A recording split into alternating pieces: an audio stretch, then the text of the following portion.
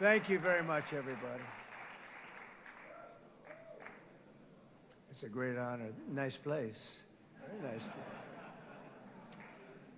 Mr. President, Mr. Prime Minister, Mr. Speaker, esteemed members of the Knesset and cherished citizens of Israel, we gather on a day of profound joy, of soaring hope, of renewed faith, and above all, a day to give our deepest thanks to the Almighty God of Abraham, Isaac, and Jacob.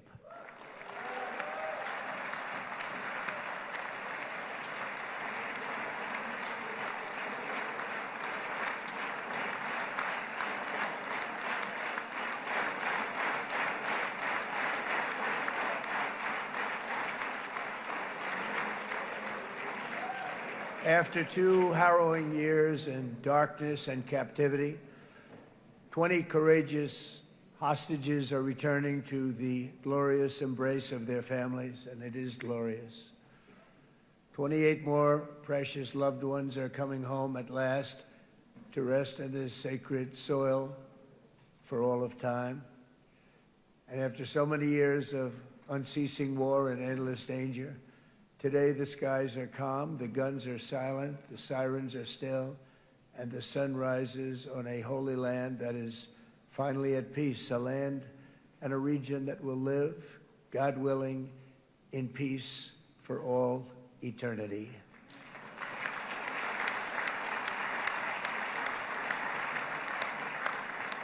This is not only the end of a war, this is the end of an age of terror and death, and the beginning of the age of faith and hope and of God. It's the start of a grand concord and lasting harmony for Israel and all the nations of what will soon be a truly magnificent region. I believe that so strongly. This is the historic dawn of a new Middle East. I want to express my gratitude to a man of exceptional courage and patriotism, whose partnership did so much to make this momentous day possible. You know who I'm talking about. There's only one, Prime Minister Benjamin Netanyahu. Bibi, please stand up.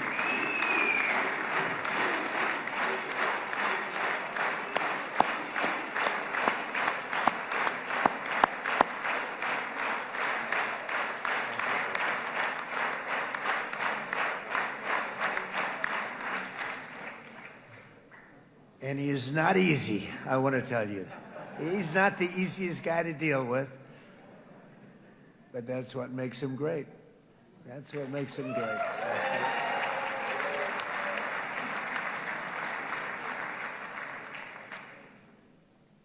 Thank you very much, baby. Great job.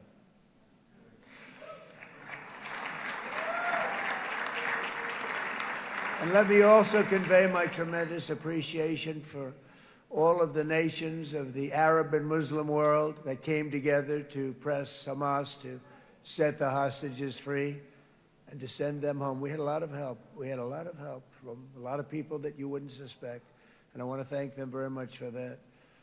It's an incredible triumph for Israel and the world to have all of these nations working together as partners in peace. And it's pretty unusual for you to see that, but it happened in this case. This was a very unusual point in time, a brilliant point in time. Generations from now, this will be remembered as the moment that everything began to change, and change very much for the better. Like the USA right now, it will be the golden age of Israel and the golden age of the Middle East. It's going to work together. I'd like to thank several great American patriots for their invaluable help in getting something done that almost everyone thought was absolutely impossible. We were wasting our time. So many people said, you're just wasting your time. But we weren't, because we had talented people working with us, and we had people that loved your country, and frankly, people that loved the region. They loved the Middle East. I want to thank my friend Steve Witkoff.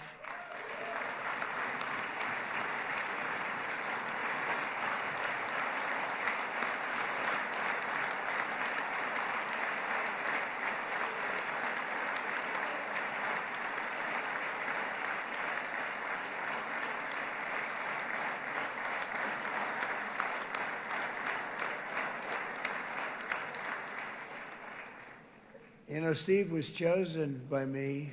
He never did this before, but I knew him as a few things. He was a great businessman, but I know a lot of great businessmen, to be honest with you. He had tremendous negotiating skills, but I know a lot of people that negotiate pretty well, although it is an art. But there are people that can negotiate pretty well. But most importantly with Steve, he's just a great guy. Everybody loved him. Everybody. I mean, I know some negotiators that are so good, but you wouldn't have had peace in the Middle East. Would be in World War III right now with some of these guys. Everybody loves Steve, and they respect him, and they somehow can relate to him. I've known him for many years, and I've seen it over and over again. להוציא את חבר הכנסת עודה, להוציא אותו מהאולם, להוציא אותו מיד, החוצה, החוצה. Please expel this Knesset member. Please expel this Knesset member. Please expel Knesset member Kasif out of the hall. Please expel him immediately.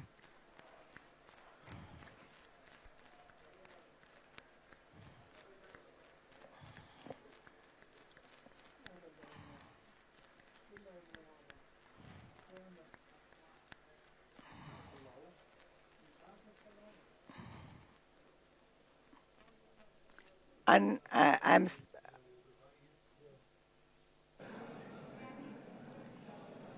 That was very efficient.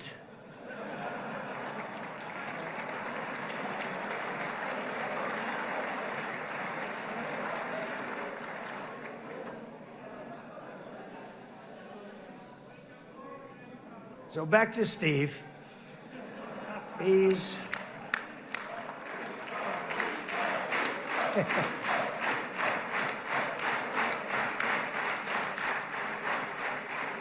But I tell one story because he was so involved, and then we called in Jared. We called it, we need that brain on occasion. We got to get Jared in here. We got to get a certain group of people. But Steve started this all by himself. I call him Henry Kissinger, who doesn't leak, okay? Henry is a big leaker. He leaked. Steve doesn't leak. Steve just wants to get the job done. He wants to do what's right. But I'll give you just a quick story because, as you know, he's working on the war with Russia and Ukraine, a war that would have never happened if I were president. A shame. 7,000 young soldiers a week are being killed. More than that this last week. It's a shame. Should have never happened. But it did happen, and we won the race, and I took over this horrible war that's been raging, and I thought it would be easily settled. I thought it was a hell of a lot easier than doing what we just did very successfully with Israel and a lot of other people. But this came first, and we'll get that one. But I set up a meeting for him to meet with President Putin, thinking it would be a 15 or a 20-minute meeting. Steve had no idea about Russia, had no idea about Putin too much, didn't know too much about politics, wasn't that interested. He was really good at real estate, but he had that quality that I was looking for, and I didn't see it around in too many ways. And I set up the meeting with Putin, and I called. I said, is Steve finished yet? That was about a half an hour into the meeting. No, sir, he's not. He's still inside. This is in Moscow. I said, well, how's he doing? I don't know, sir. He's still inside. I called up an hour later. Let me speak to Steve. Sir, he's still with Putin. He's with President Putin. I said, wow, that's a long meeting, 1 hour. I called up an hour later, he was still with Putin. 3 hours later, he was still with Putin. 4 hours later, he started to get the word that he was going to be coming out soon. And in 5 hours, he came out. I said, what the hell were you talking about for 5 hours? And he says, just a lot of interesting things. We're talking about a lot of interesting things, including what he went in there for, but you can't talk about it for 5. You can talk about it for a certain period of time, and you know what you're getting. But that's a talent. That's a talent, where you can do that. Most people I'd send in, number one, they wouldn't be accepted. Number two, if they were, the meeting would last 5 minutes, and that's what happens with Steve. Everybody loves him. They love him on this side. They love him on the other side. and he really is. He's a great negotiator because he's a great guy. So thank you very much, Steve, very much.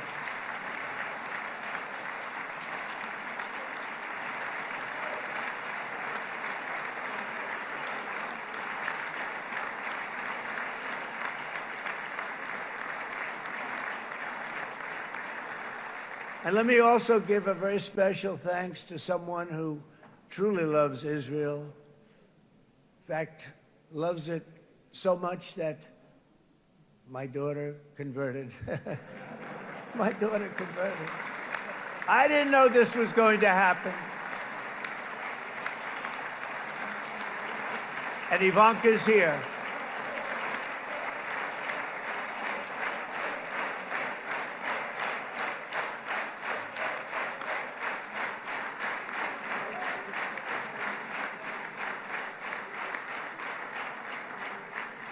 And Bibi, you do know this was not in the cards for me. You understand that. And she is so happy, and they are so happy. At least I think they're happy. If they're not, we have a big story, right? No, they have a great marriage, and they get along great. They're best friends. They have a very special relationship. But Jared has been so helpful. He really did something very special. He established the Abraham Accords with a group of very wonderful people. I like calling it the Avraham Accords because people that, right? Avraham. It's so cool. It's so much sort of nicer, you know, the Abraham versus the Avraham.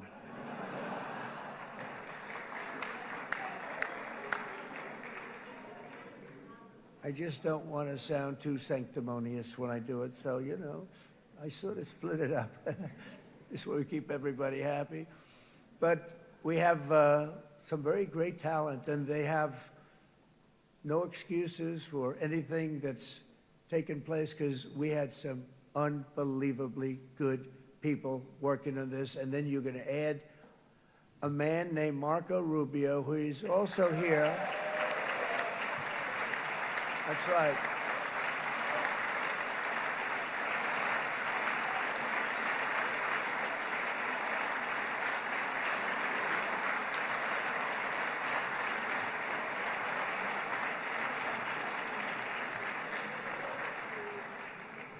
And I have a prediction that Marco will go down, I mean this, as the greatest Secretary of State in the history of the United States. I believe that.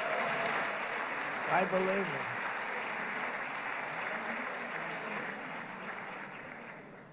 it. And he and I, you know, we really fought it out. You remember, he was tough.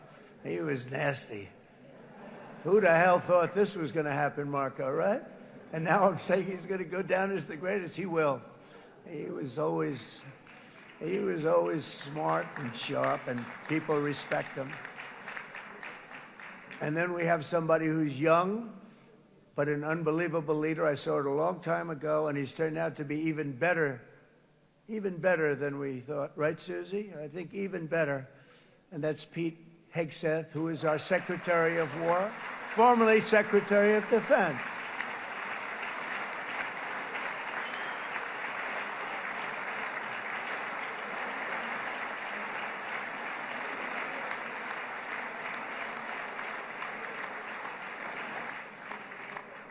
And as you know, we decisively won World War I.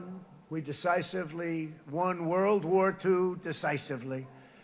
And everything in between and everything before it, we won everything. And then they had the brilliant idea of changing the name from war, you know, it was war, to defense. And with that went a certain thinking. And we fought in a very politically correct way after that. We always had the strongest military, and now we have a stronger military than we've ever had before. Because of my first term, I've totally rebuilt the military, every aspect of it. But we have, if you think, we settled 8 wars in 8 months. I'm now including this one, by the way, if that's okay. They may say, well, that was quick. Because yesterday I was saying 7, but now I can say 8. The hostages are back. The hostages are back.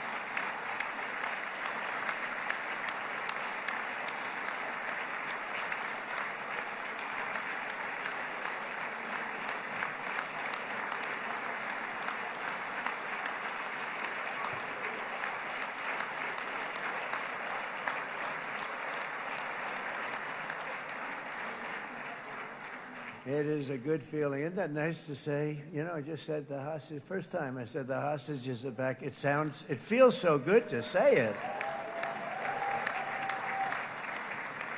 But when you settle 8 wars in 8 months, that means you don't like war.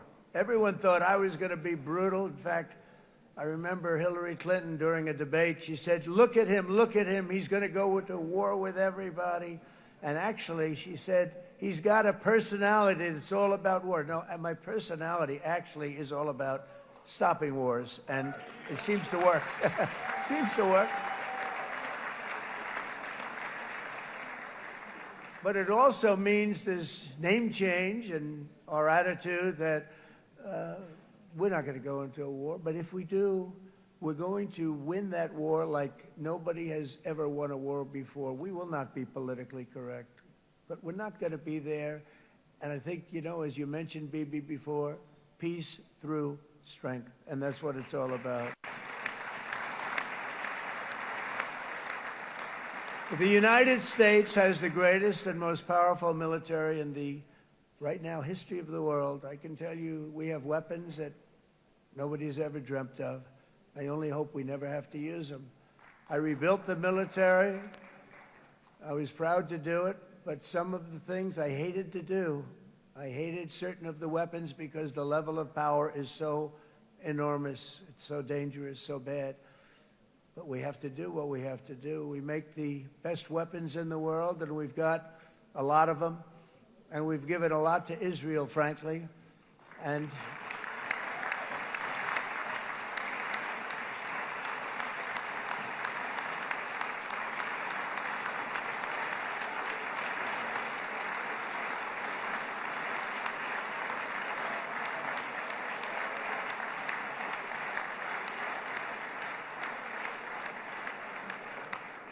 I mean, Bibi would call me so many times, can you get me this weapon, that weapon, that weapon? Some of them I never heard of, Bibi, and I made them.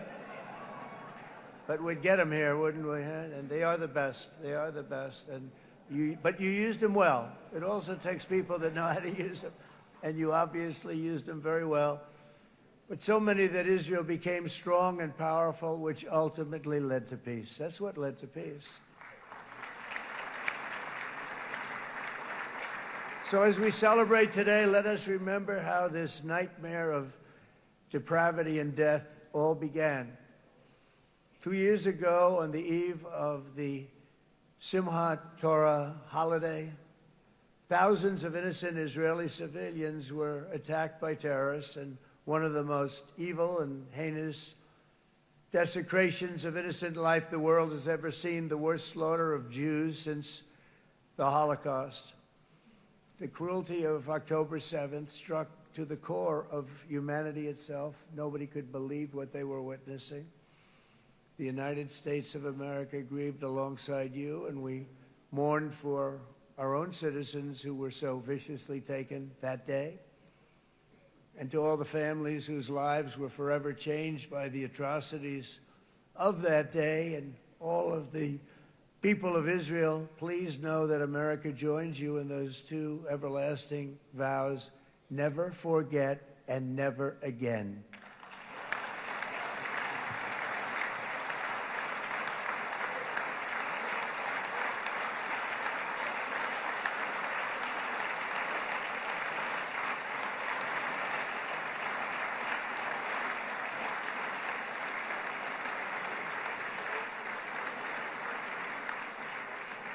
From October 7th until this week, Israel has been a nation at war, enduring burdens that only a proud and faithful people could withstand. It was a very tough period of time. For so many families across this land, it has been years since you've known a single day of true peace. But now at last, not only for Israelis, but also for Palestinians and for many others. The long and painful nightmare is finally over. And as the dust settles, the smoke fades, the debris is removed, and the ashes cleaned from the air, the day that breaks on a region transformed, and a beautiful and much brighter future appears suddenly within your reach. This is now a very exciting time for Israel and for the entire Middle East, because all across the Middle East, the forces of chaos, terror, and ruin that have plagued the region for decades now stand weakened, isolated, and totally defeated.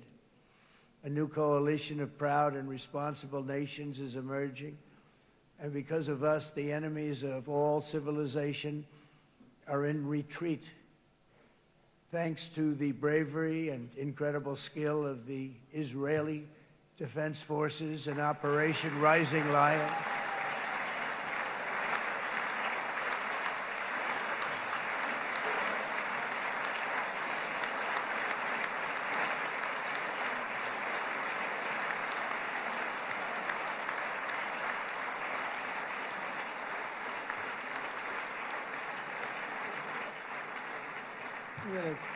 guy's central casting. Let's put him in a movie. Look at him.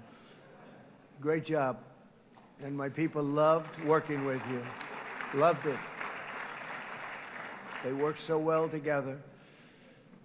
But many of Iran's top terrorists, including nuclear scientists and commanders, have been extinguished from this earth. And with Operation Midnight Hammer, boy, that's a great name for that, what we did. Last June, the United States military flew 7 of those beautiful B-2 bombers. They look so beautiful all of a sudden. They were always, I thought they were pretty planes. I had no idea they could do what they did. In fact, we just ordered 28 more of them. A little updated version. We ordered a whole pile of them. And almost 100 other planes went with them, including fighter jets. And we had 52 tankers, big, beautiful, brand new tankers that were loading them up 4 or 5 times. They've traveled 37 hours back and forth. Think of that. But we had tankers all over the sky for all the other planes. We had the F-22s, the F-35s, F-16s. We had a hell of a lot of planes.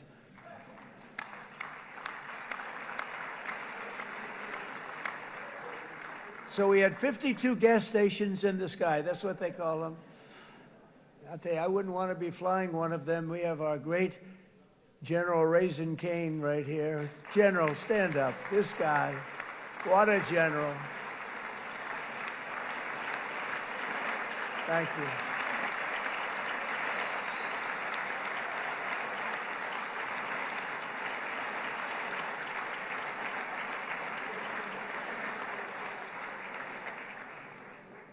I asked General Cain, I said, you know, we're having problems with ISIS, and I was in Washington, and I asked, how long would it take to defeat ISIS? And my Washington generals told me, 3, 4, maybe 5 years, sir. I said, I don't get it. We got the best equipment in the world. Why? So I flew to Iraq, and I met with a man named Cain. He said, what's your first name? He said, they call me Raisin, sir. I said, wait a minute, your name is Raisin Cain? I've been looking for you for a long time. You gotta be kidding.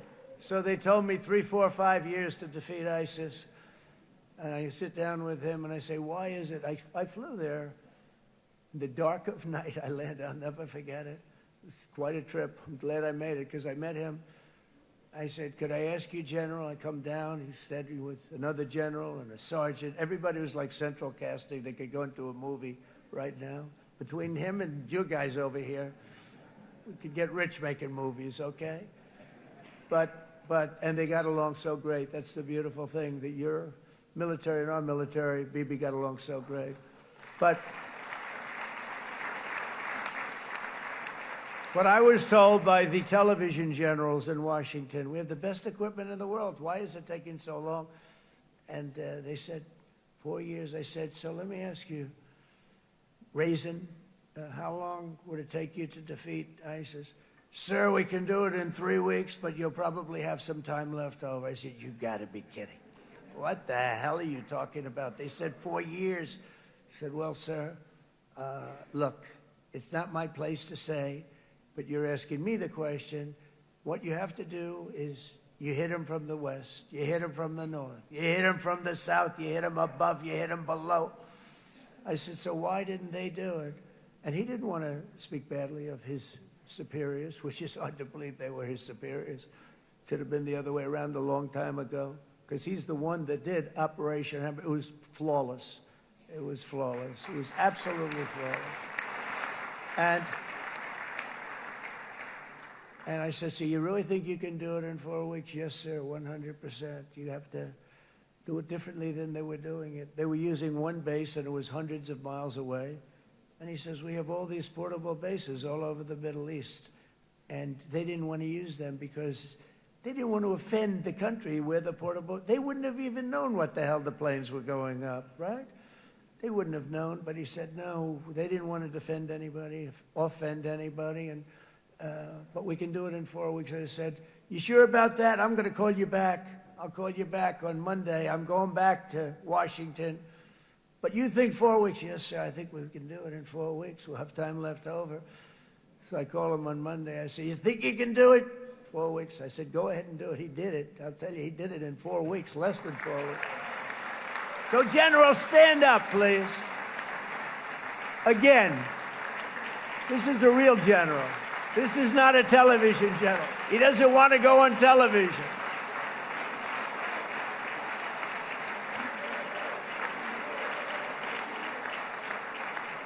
He doesn't want to go on television. I said the other guys love being on television.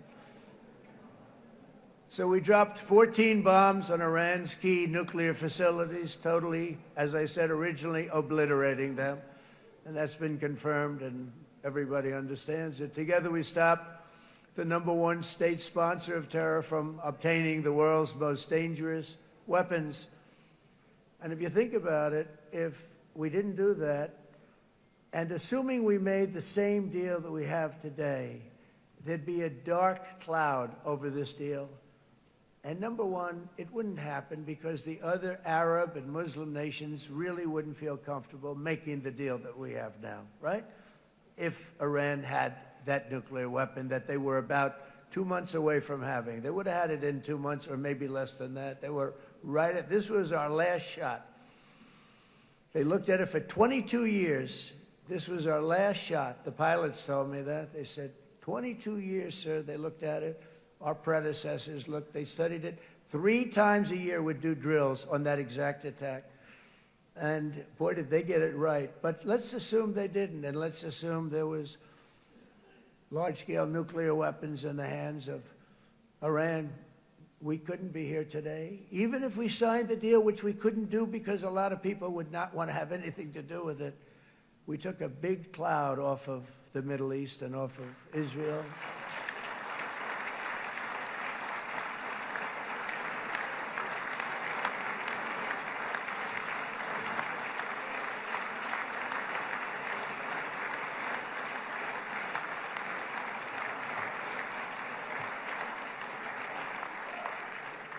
And it was my honor to help.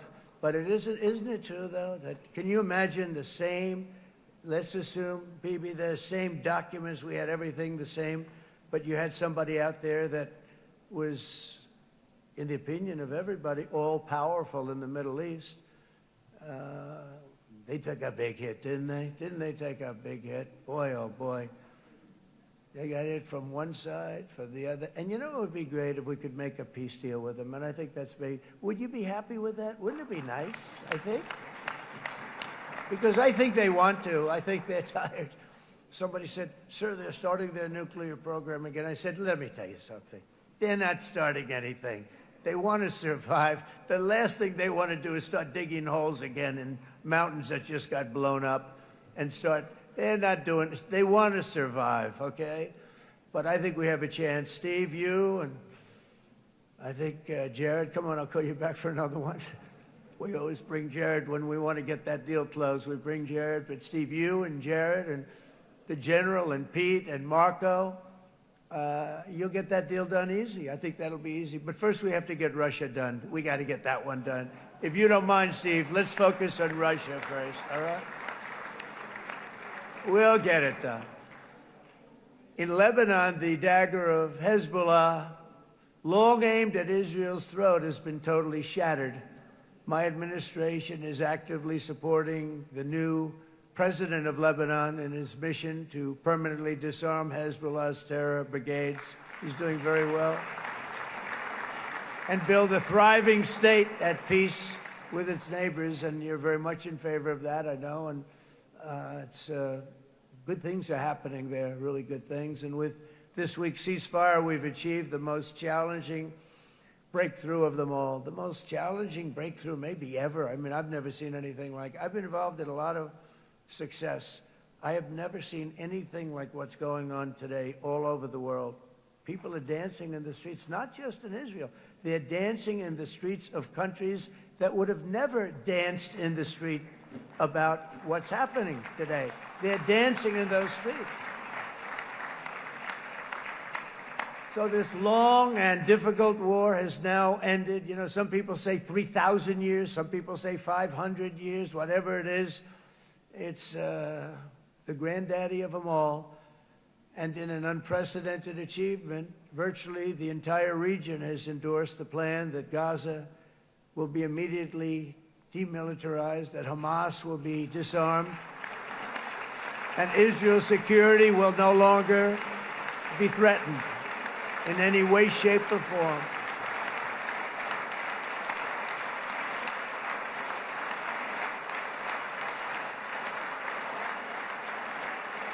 So Israel, with our help, has won all that they can by force of arms. You've won.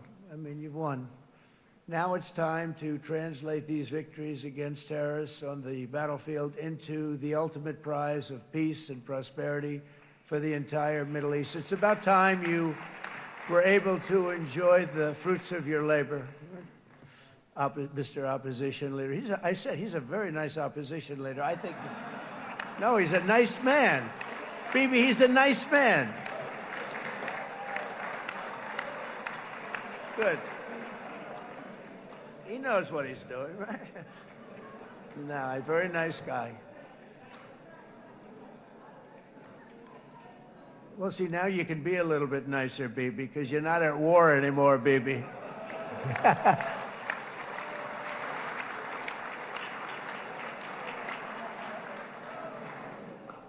But only by embracing the opportunities of this moment can we achieve our goal of ensuring that the horrors of recent years will never happen again. You don't want to have to go through this again. 8 years ago, I came to this region on a very special first trip abroad as the President of the United States. I came here very early at your request. I addressed the leaders of the Arab and Muslim world gathered in Saudi Arabia and said that it was time to build a future free of the grip of extremism and terror. And interestingly, right now, as soon as I'm finished, I'm quite late. You've kept me quite late between opposition leaders and Bibi's brilliant but very long speech. I thought I was going to run up here, make a speech, and then head to Egypt. It didn't work out, though. And you made a pretty long one, too, Sarah.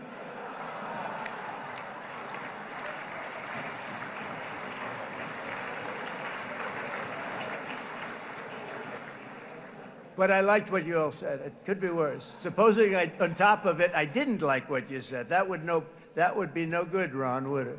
Ron, you did a great job, by the way, Ron.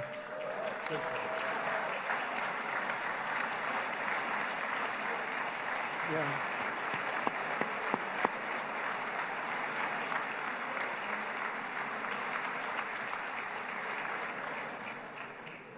So I'm going to be meeting, actually, in a little while, I'm going to be meeting with the most powerful, the richest nations, really, in the world, although now, with the tariffs, the United States is by far the richest nation in the world, as you probably have been reading. But the richest nations, most powerful nations tremendous, headed by some tremendous people in many cases. Some cases I wouldn't say necessarily I would endorse, but I will tell you, some incredible people that really helped us make this all possible. So I'll be going there. I'll be quite late. They might not be there by the time I get there, but we're going to give it a shot.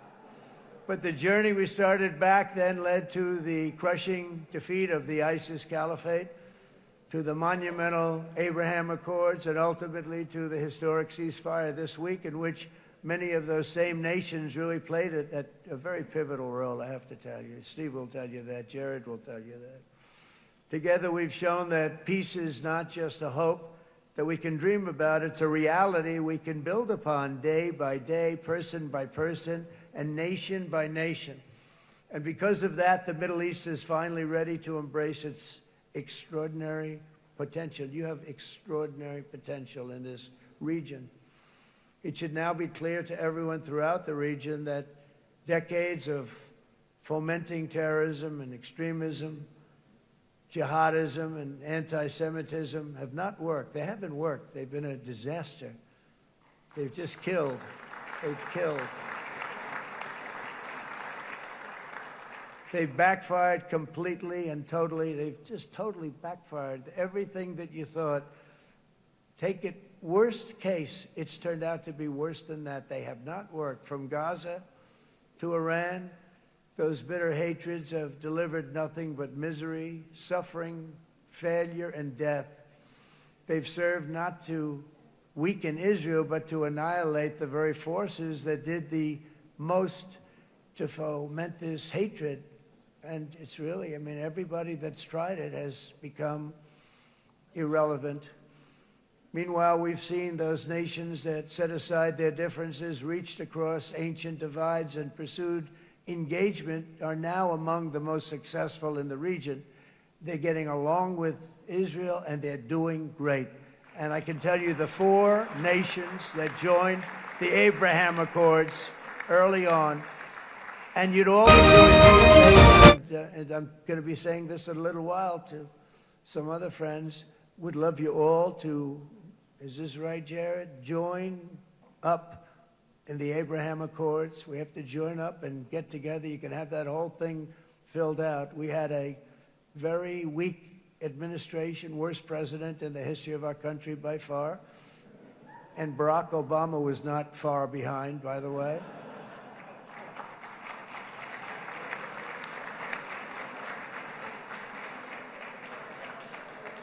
And they did nothing with this incredible document, the Abraham Accords, but now you can fill them up. Now you have peace, you have people that really like Israel, I'll tell you what, and they like Israel a lot more today than they did even 5 weeks ago. You've made a lot of, you've come back strong, because it was getting to be a little nasty out there in the world, and ultimately the world wins. You can't beat the world always.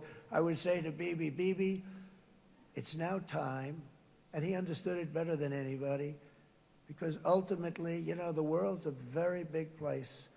And I've said a lot. I said, this piece of land is very small. It's unbelievable what you've done with that tiny, you look at a map even of just, not the world, the Middle East, and you have this little dot. And think of what you've done. It's incredible. It's incredible.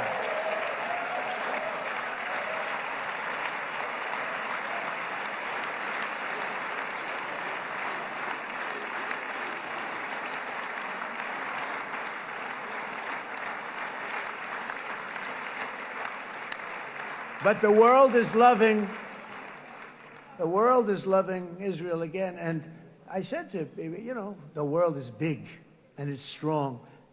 And Ron, ultimately, the world wins. And we don't have to worry about that now. But there was getting to be a period of time over the last few months, you know, the world wanted peace and Israel wanted peace. Everybody did. Everybody did.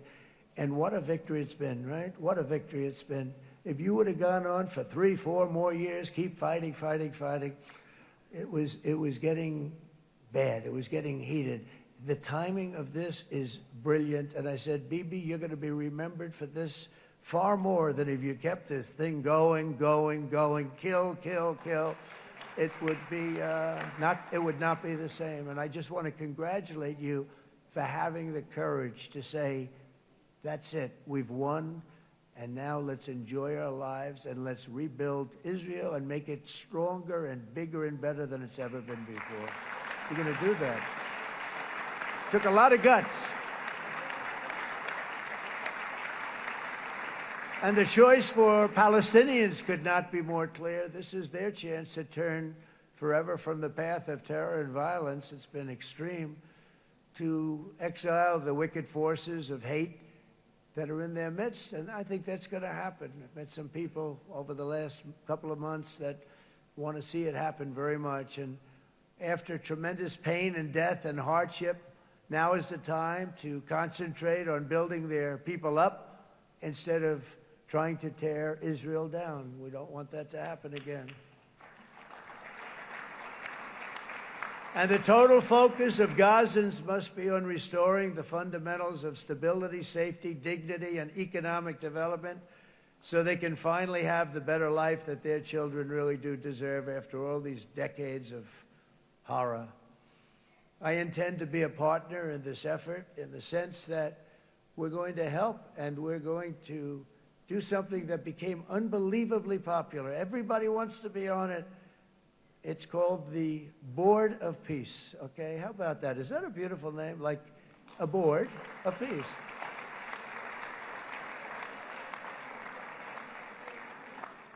The only bad thing from my standpoint, every single nation involved has asked me to be the chair, and I'll tell you, I'm very busy.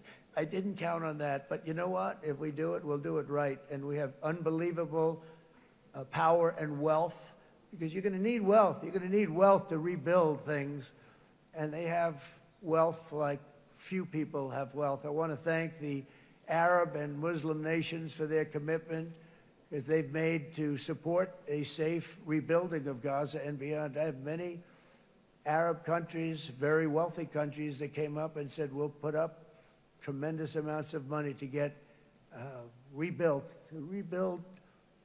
Gaza, and I think that's going to happen. The power, they want dignity, they want to come forward, and they want to say, and I want to say who they are, because what they're doing is going to be, I think, something that you're going to be very impressed with, Bibi, and you need that. You need the kind of economic power that they have, and they want to see it work, and they want to see it be safe, and they want to see it be good for Israel, too.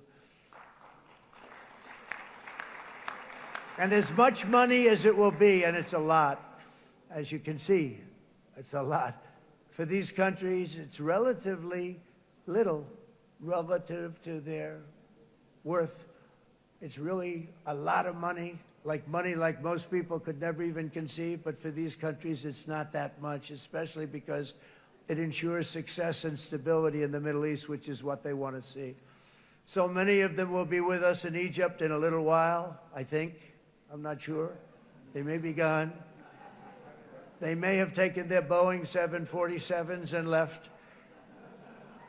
I said, what kind of a plane do you fly? 747. I said, that's a large plane.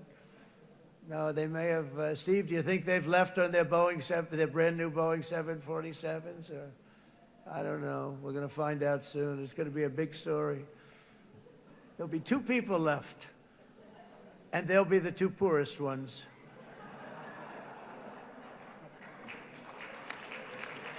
But it will be the wealthiest and most powerful group of nations. So the group that we have assembled, that's waiting for us, is the wealthiest and most powerful group ever assembled at one time. There has never been a group like this. And they're only looking for good. They want good. They're going to do good. And as those commitments are made, I'm going to let the world know who's doing it, because they really deserve to get the credit. And some of them probably won't want the credit, but they deserve it. It's more obvious than ever that the productive and responsible nations of this region should not be enemies or adversaries. You should be partners and eventually even friends, and that's what's going to happen. I know it. Together you can stand against the forces of chaos. Yeah, you go ahead. That's an important point.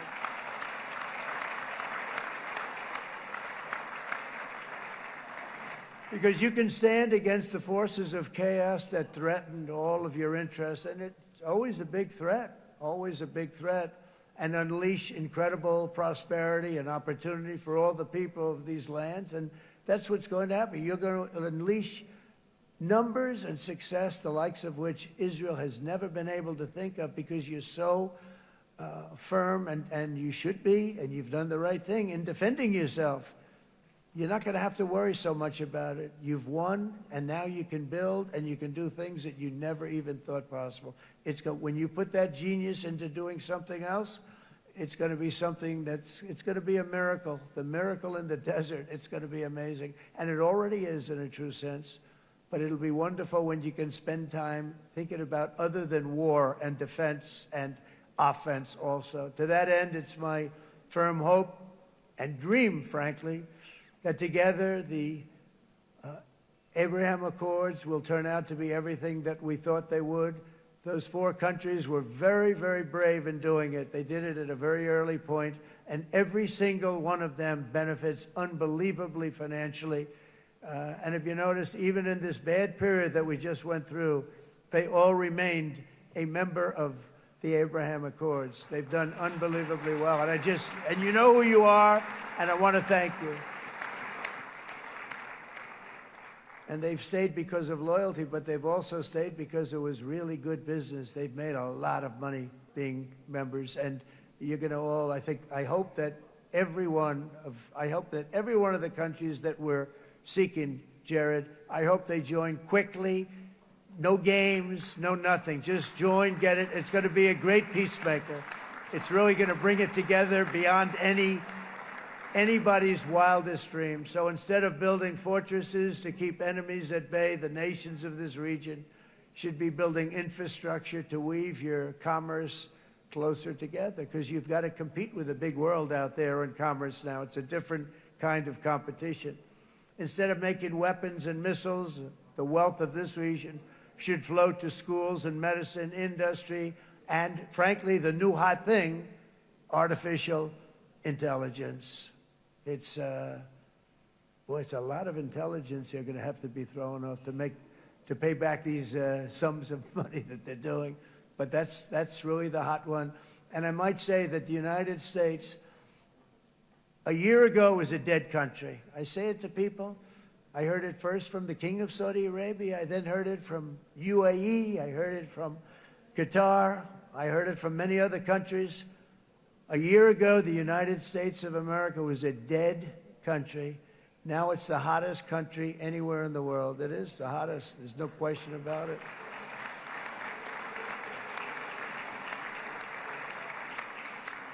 In fact, if you go back a year ago, before the election, although once we had November 5th, we became hot because people got it. I would say November 5th was a time that we became really hot. But once you go back a couple of years, if I were in charge and the country was doing what they were, nobody was going to ask me to speak. Nobody asked Joe Biden to come up and speak, I guarantee you that. And if they did, he would have turned them down, I promise you. He didn't speak. He didn't speak, and he didn't speak well.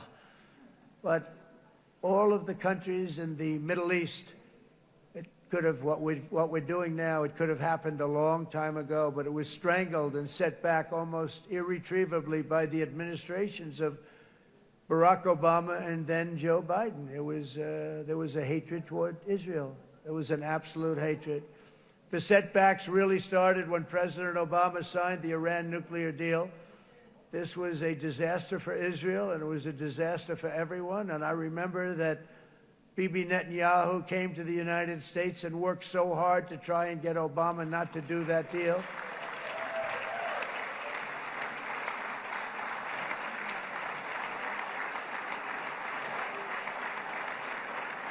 He worked so hard. But it was like talking to a wall. I remember him telling me it was like talking to a wall. They wanted to go with Iran. They chose Iran, frankly, over a lot of other good nations, but specifically Israel. And that was the beginning of a very bad period of time. You had Obama go out, and the Iran nuclear deal turned out to be a disaster. And by the way, I terminated the Iran nuclear deal, and I was very proud to do it.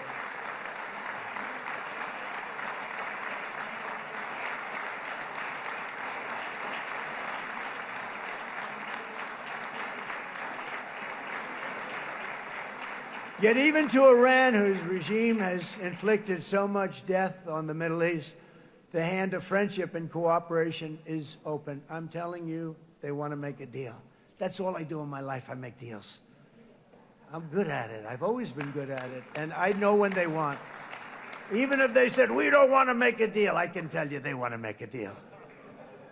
All right, they do. They want to make a deal, and we're going to see if we can do something, because this is crazy what's happening, and we're not going to have this anymore.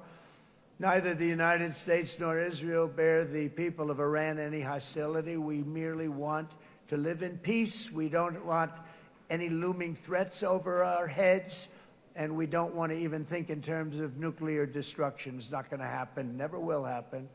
There's nothing that would do more good for this part of the world than for Iran's leaders to renounce terror, stop threatening their neighbors, quit funding their militant proxies, and finally recognize Israel's right to existence. They have to do that. They have to do that. And to Iran, and as you know, this is not said out of weakness. There's no weakness. But I'm going to say this, that we are ready when you are, and it will be the best decision that Iran has ever made. And it's going to happen. It's going to happen. And they're good people. I know a lot of Iranians in the United States. They're good people, smart, hardworking people. They don't want to see what's happened to their country. The story of fierce Israeli resolve and triumph since October 7th should be proof to the entire world that those who seek to destroy this nation are doomed to bitter failure. The state of Israel is strong, and it will live and thrive forever.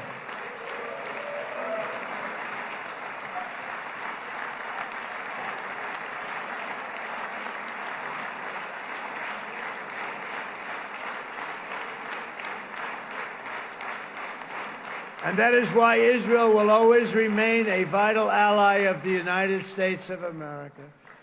Israelis share our values, field one of the world's most powerful militaries. You really do. You have an amazing, what a job you've done. And have one of the most innovative economies on earth. Those are just a few of the reasons why I'm proud to be the best friend that Israel has ever had. And they all say it in the White House. They all say it. I guess it's true because everybody says it, baby. You said it today. Thank you. But as president, I terminated the disastrous Iran nuclear deal, and ultimately I terminated Iran's nuclear program with things called B-2 bombers. It was swift, and it was accurate, and it was a military beauty. I authorized the spending of billions of dollars, which went to Israel's defense, as you know. And after years of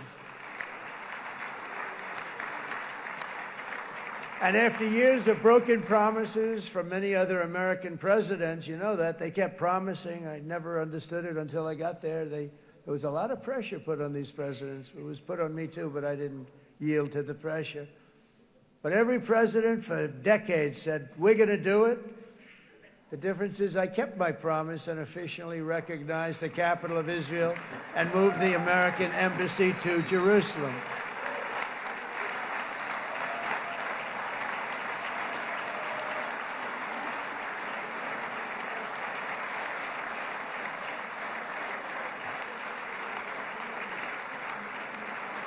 Isn't that right, Miriam? Look at Miriam. She's back there. Stand up, Miriam. Stand up.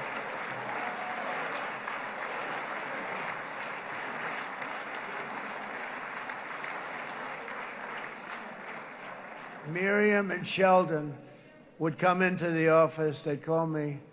He'd call me. I think they had more trips to the White House than anybody else I can think of. Look at her sitting there so innocently. She's got $60 billion in the bank. $60 billion. And I think she's saying no more. And she loves Israel, but she loves it, and they would come in, and her husband was a very aggressive man, but I loved him. He was a very aggressive, very supportive of me. And he'd call up, can I come over and see you? I say, Sheldon, I'm the president of the United States. It doesn't work that way. He'd come in. But they were very responsible for so much, including getting me thinking about Golan Heights, which is probably one of the greatest things to ever happen to Israel.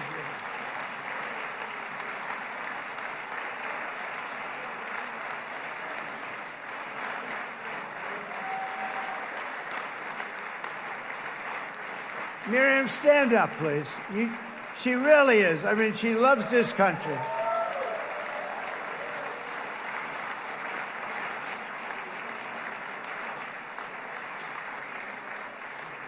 She loves this country. Her and her husband are so incredible. We miss him so dearly. But I actually asked her, I'm going to get her in trouble with this, but I actually asked her once, I said, so Miriam, I know you love Israel. What do you love more, the United States or Israel? She refused to answer. That might mean Israel, I must say. We love you. Thank you, darling, for being here. That's a great honor. Great honor. She's a wonderful woman. She is a great woman. I've always stood for the people of this community, and I always will. I'll always be with you. I'm always going to be with you. I guess maybe something could happen to change my mind. Somebody that's really stupid gets into office and wants to do really bad things, but that's about it. We don't think we're going to have that happen. I hope we're not going to have that happen. And this man is a good man right here. These two men are good men right here.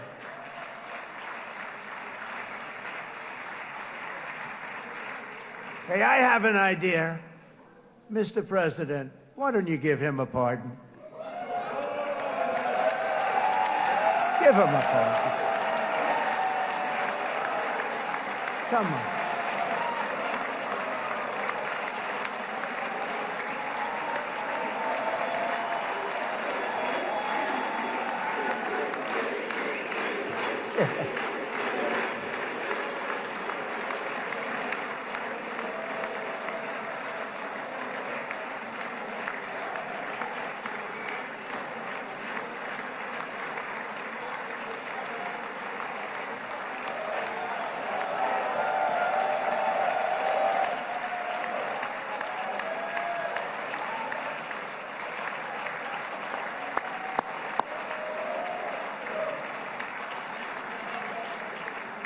By the way, that was not in the speech, as you probably know. But I happen to like this gentleman right over here, and it just seems to make so much sense. You know, whether we like it or not, this has been one of the greatest wartime presidents. This has been one of the greatest wartime presidents. And cigars and champagne, who the hell cares about that?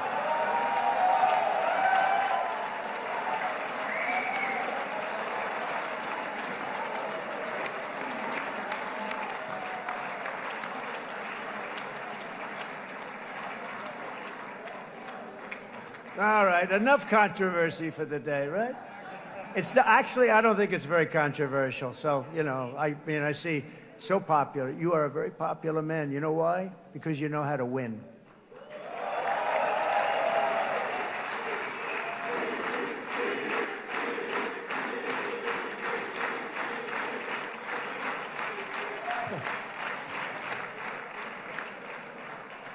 Over the past 2 years, I've met many of the families of the Israelis taken hostage and those that were taken hostage. Unbelievable. I've looked into their eyes. I've seen the worst nightmares of their suffering, but I've also seen something else, the beautiful love of the people, the love of people, frankly, that hold things together, the love that gives you the courage to carry on through thousands of years of persecution and repression and to emerge with the heart of David. It's the heart of David. It's that love that's defeated the enemies of civilization, built this incredible country and this unbelievable economy, and forged one of the great democracies of the world. That is why it's a true honor to stand here today and address this assembly in your ancient and eternal now capital, Jerusalem. I'm proud to have helped in that regard. This city and this nation stand as living proof that a much brighter future for this entire region is truly within our grasp. For thousands of years, Jerusalem has been a home to Christians, Jews, Muslims, and people of all ethnicities and creeds. This is the holy center of the world's three great Abrahamic faiths. I like that too. Adorned, it's the first time I've seen that word in a while. Adorned with their sacred sites and alive with their pilgrims and visitors from every corner of the globe. But here between the Western Wall, the Temple Mount, and the hill called Calvary, people of every faith and background live, work, pray, serve, and raise their families side by side, and they do it with love. This example is just one of the modern miracles that Israel has given to the world. And just in closing, the leaders in this chamber know better than anyone else the challenges of this harmony, and it's been easily won. No, it hasn't. It has not been. It's been so tough, but it has been, some say, a miracle. What you've done is a miracle. Look at your size. Look at your chances when it all started. And you know, if you think about it, you are safer today, stronger today, and more respected today than at any time in the history of Israel. Think of it. People used to say it wouldn't exist. They don't say that anymore, do they? Yet if safety, security, and coexistence can thrive here in the winding alleys and ancient paths of Jerusalem, then surely peace and respect can flourish among the nations of the broader Middle East. The God who once dwelled among his people in this city still calls us, in the words of Scripture, the turn from evil and do good, to seek peace and pursue it. So he still whispers truth into the hills and knolls and valleys of his magnificent creation, and he still writes hope into the hearts of his children all over the world. And that is why even after 3,000 years of pain and conflict, the people of Israel have never given up from the threats of Zionism, from all sorts of threats. You want the promise of Zion. You want the promise of success and hope and love and God. And the people of America have never lost faith in the promise of a great and blessed future for all of us. From the very first day that modern Israel was founded, we have stood together through thick and thin of setbacks, and through victory and defeat, through glory and heartache. We have built industries together. We have made discoveries together.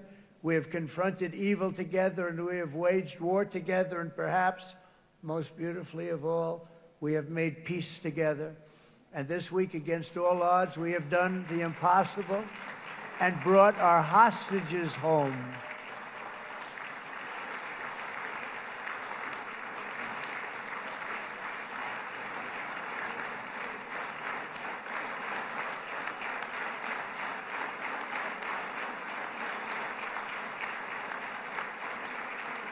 So now we're going to forge a future that is worthy of our heritage. We're going to build a legacy that all the people of this region can be proud of. New bonds of friendship, cooperation, and commerce will join Tel Aviv to Dubai, Haifa to Beirut, Jerusalem to Damascus, and from Israel to Egypt, from Saudi Arabia to Qatar, from India to Pakistan, from Indonesia to Iraq, from Syria to Bahrain, Turkey to Jordan, the United Arab Emirates to Oman, and Armenia to Azerbaijan, another war that I just settled. We are going to have hope, harmony, opportunity, and happiness here in the spiritual and geographic center of the entire world. That's what you are. Israel, America, and all of the nations of the Middle East will soon be safer, stronger, greater, and more prosperous than ever before.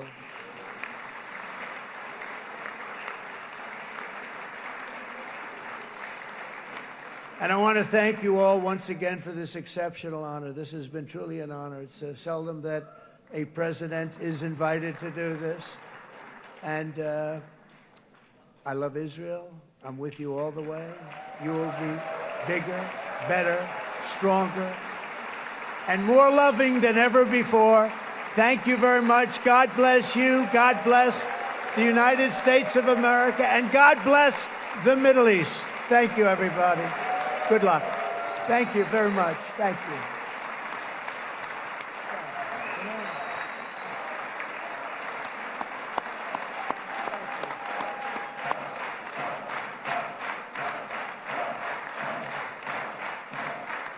Thank you, everybody. Good luck.